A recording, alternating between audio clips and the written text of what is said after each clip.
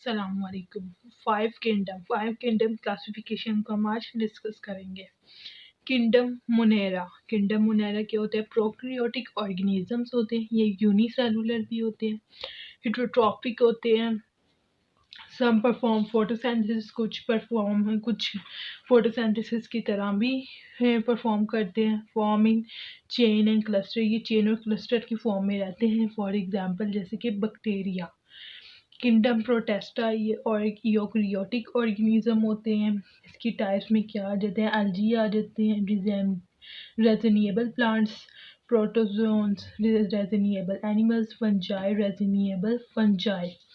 Kingdom fungi eukaryotic multicellular heterotrophs. Eukaryotic होते हैं, heterotrophs होते हैं जो कि अपनी खुराक दूसरों से लेते हैं। करेक्टरिस्टिक्स इसमें क्या आ जाती है? मोड ऑफ न्यूट्रिशंस, ये डिकम्पोजर्स होते हैं। लीव ऑर्गेनिक मटीरियल्स पर ये रहते हैं। एग्जाम्पल इसमें क्या आ जाती है? Mushrooms. Kingdom Plantae eukaryotic multicellular autotrophs होते हैं। ये ऑटोट्रॉफ्स होते हैं, ये अपनी खुराक खुद बनाते हैं।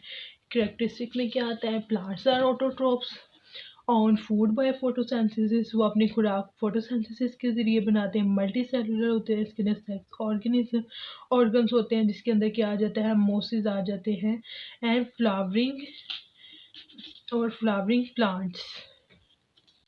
Kingdom Animalia eukaryotic multi cellular consumers होते हैं जो कि कंज्यूम करते हैं दूसरों से।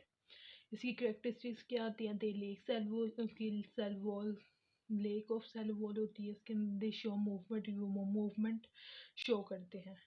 जिसका